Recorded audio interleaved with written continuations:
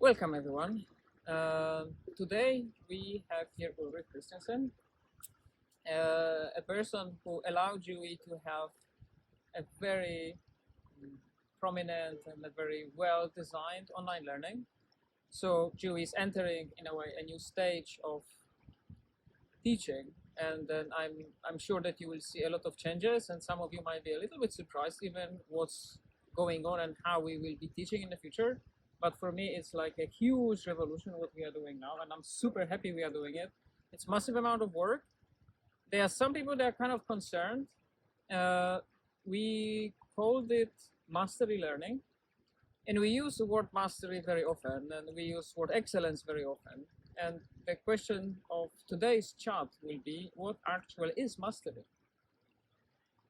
Thank you, Dor. And yes, it's an interesting word because it can, of course, mean different things.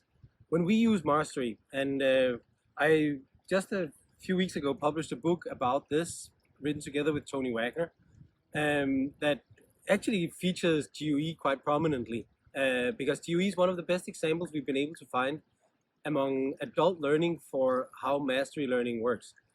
GUE didn't used to refer to it as mastery learning, but it is a very, very good example of what we call mastery learning. So the core thing to take away from it is that compared to traditional education, which is very much about what you know, then mastery learning is about what you can do with what you know. Mm-hmm. So it's more practical application of the knowledge that you should have. You could say that, but it's actually the interaction between knowledge, skills, character traits, and your ability to learn even more. And particularly this last thing is something where in this modern world where we are going to face like a complete change of how the world works and is organized, and we have all the answers to almost all questions in our pockets.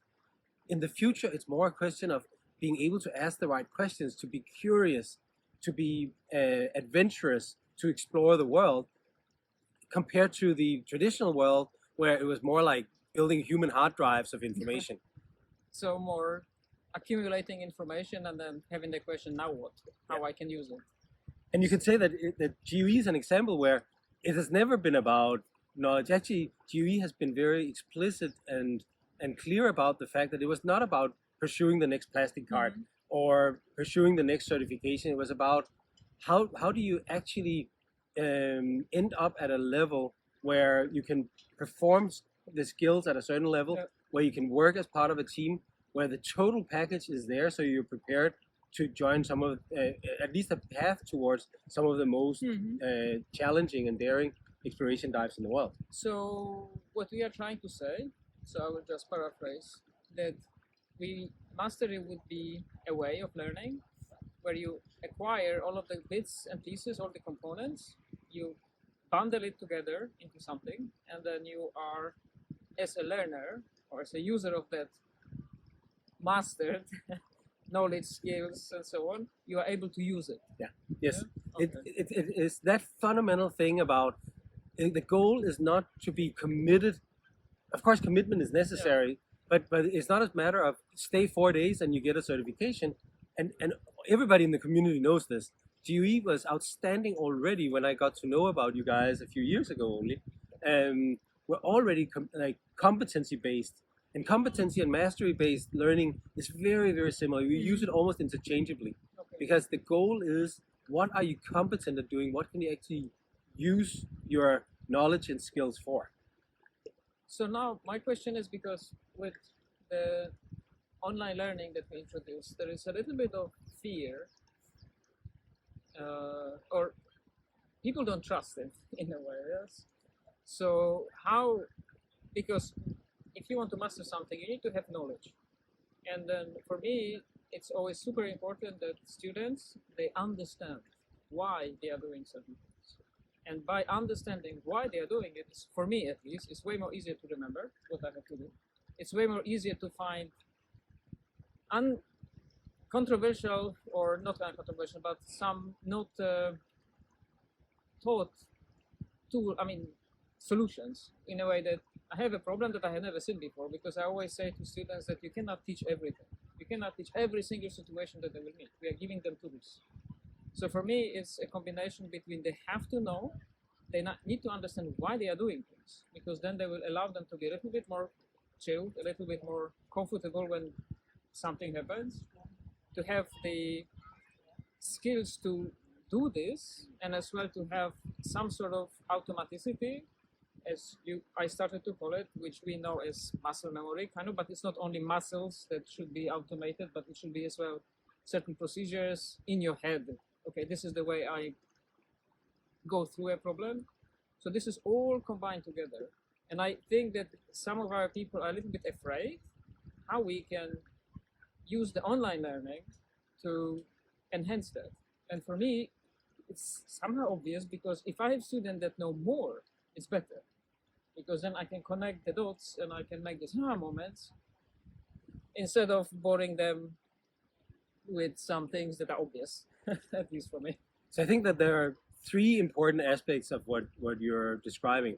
The first one is that mastery is truly a matter of getting to a level where you can handle situations you've not seen before. Yes. So Exactly. so this idea that you're not just memorizing answers to specific questions. It's But you're- unpredictability. I mean, You're getting a change. toolbox you can go use for unforeseen things. You're prepared, and of course, like there's not it's not rocket science to see why GUE ended up where GUE has been, because like you had to over prepare for these situations. Mhm. You had to be so good that you could handle extremely challenging environments and actually getting out alive. But what is extremely important is that the classic fight in my world, in the world of educational theorists and psychologists and people who design education programs, there's been a fight for 30, 40, 50 years between knowledge and skills.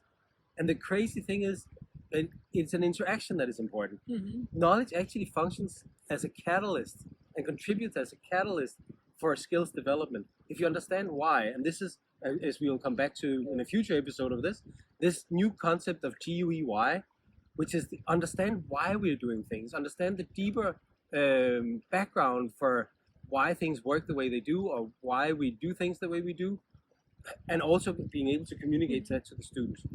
And I think that those two very, very important things are critical. The third one about mastery, as you describe it with the automaticity, is to get to a level where you have excess capacity Mhm. in situations where suddenly you end up with cognitive overload. Yeah. And it's not much that it takes. Like No. often our students and your students will be in this situation where it can just be that they haven't a hoodie they haven't used, they haven't been diving with this kind of Mask is undergarment flooding, before, or- the cylinders are different, and suddenly all the things that they thought they'd done like hundreds of times, or thousands of times, are thrown off. Yeah. And that's the situation where you need to be able to eliminate as many things as possible. And that's the reason why we design these systems where we take the knowledge component out of the equation, so that it's not lack of knowledge that adds additional cognitive workload. So you don't need to invent the wheel when you're in a critical situation. I mean, for me, it's always, I say that you need to have some free brain cells to be able to figure out a solution to a situation that you have never met before, while doing things.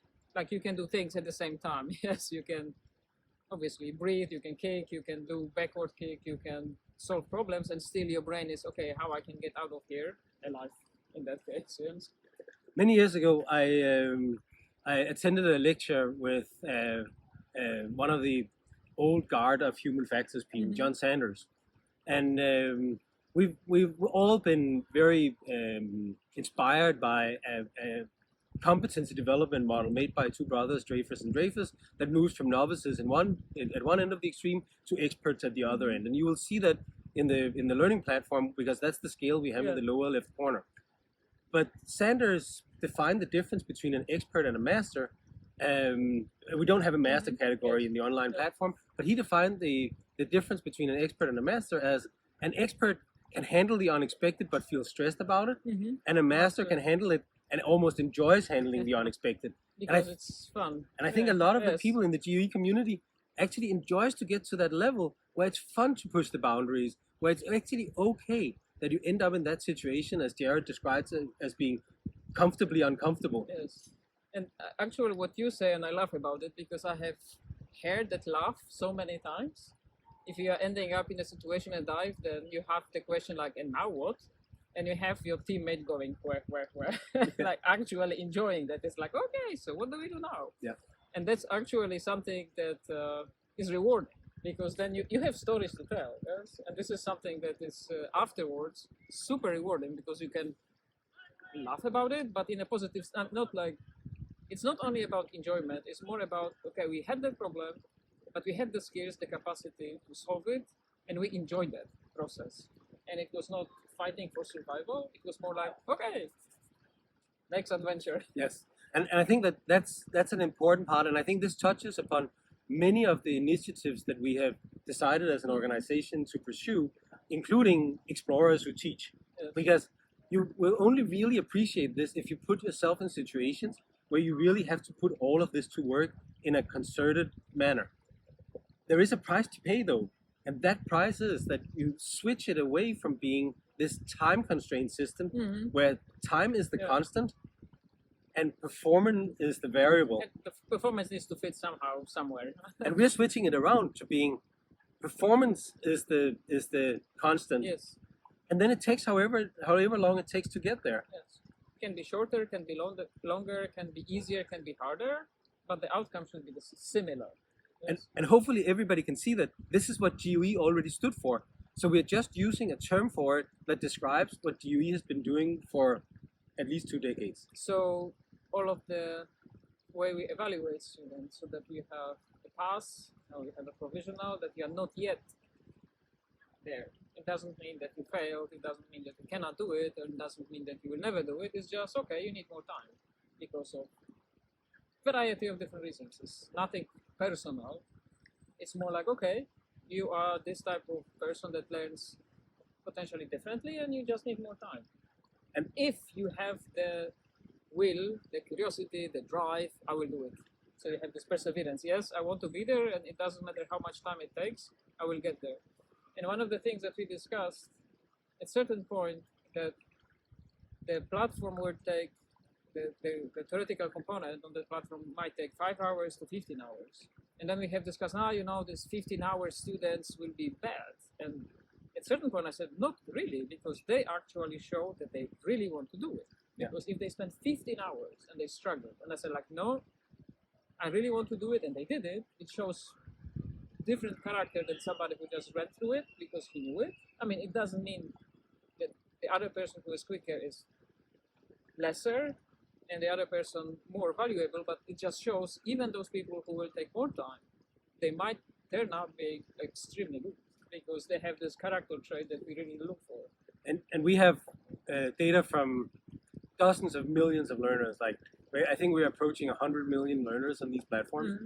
And we're often observing an order of magnitude, a 10x difference in learning speed between the fastest and the slowest learners who still get to full proficiency. Yes. And which is quite astounding, because if you have that span, then you should think that maybe who has more aptitude, and we cannot tell. Like, actually there's no indication that learning speed is an indicator or a prognostic indicator for future success.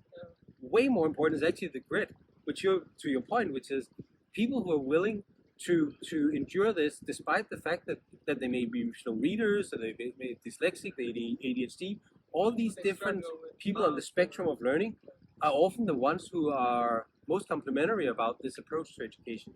Yeah, I mean, recently I had a person who finished here at K1, and I challenged him a little bit. Oh, okay, so do you want to try to put the reel in? Yeah, I want to do that. And on one session we did it like 5 times, and every single time he enjoyed it. So, oh, I learned something new. Ooh, it's so much fun. And it shows you just need to put a little bit more effort.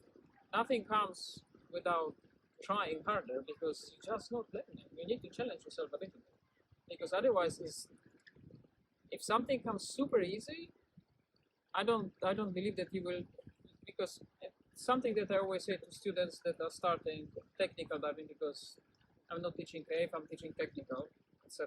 Sometimes. And I said, if you if you give up, you cannot give up halfway. You cannot just say, okay, I'm not doing this decompression because I'm tired or I'm cold and I don't feel like it. You can't do that. You need to stay there, even if you are feeling uncomfortable. You need to be comfortable with feeling that discomfort, and then you need to, okay, I just need to do it. So if you are progressing with your training, you have to have, or it's more beneficial maybe to have that trait. That okay, it doesn't matter. I know because I understand why I should be doing it, and I have the tools. I have my team that supports me, and I know that if I'm really getting into trouble, they will help me. Yes, so it's kind of a combination of variety of different things. This is one of the things that we also describe in the book. And it's one of our advisors, Czerny from Lego, has studied this, and when he originally described it as hard play, like this is in complete contrast to the world out there that is telling everybody that the generation today needs to get everything in short sound bites. But the problem with that is that we will end up, if we make the equivalent for food, that's Happy Meals, and if you eat enough of those, we'll end up with an educational supersize me, which is a catastrophe, because you will not be able to get here in 90-second sound bites. There's actually something here where you have to endure some things that are hard, and find the joy in the fact that it is hard to get there, which Bo describes as hard play. Yeah. And I like what you said about, because what we have been trying to adapt, I think, is that to accommodate this newer generation that is short, they have short attention span, and they lose interest very quickly. But if we don't change that, they'll always be like this. And in environments that we dive, if it's a cave diving or it's a tech diving, you can't have that. You cannot have 30 seconds attention span. You need to have a little bit more than that. And it's a lot of fun. And for me, at one point, it's a little bit scary that you see these people, and we are not necessarily talking about younger people, but it's a certain generation, because I meet them in different age groups. But what is really for me is super rewarding that we see more and more younger, and actually this time younger people, that they are trying to be different. They are trying to kind of, okay, I really want to do it, I really want to dedicate time, I really want to go through that easy, quick Instagram shot, like 30 seconds of fun, and I'm done. Which is super rewarding and super encouraging as well for me. I know we're running out of daylight, but maybe just one last thing, which is it could be tempting to be afraid, at least, or concerned, that if you front load the theory as we are with the mastery learning platform, that we're going to lose the people who are on the spectrum, the dyslexics or the people who have ADHD. But one of the extremely rewarding things we've seen early is like unsolicited feedback from some of these students who come back and say, I have ADHD, I've tried to do e-learning at work, but the way adaptive learning works actually keeps them paying attention. It's something where it's easier for students and learners who are on the spectrum to get through this, despite the fact that we front loaded. And maybe the final thing is we're actually above 15 hours for some of those students. We're way above, we're into the 20 hours, but those are not the ones we hear complain. And I think that actually that's where we get the biggest compliments from people where we go back and see, wow, they have even spent so much time on this, because I think that we're going to see a completely different attitude when those students have actually had a chance to succeed. And the first time I saw this was in the very early days, like 15 years ago, actually even maybe a little bit more, where we had this student who came back and said, I'm severely dyslexic. I've tried to pass anatomy and physiology twice before, and finally something waited for me long enough for me to get through it. I will now become a physiotherapist. It's super, super rewarding. I mean, it's very encouraging to hear.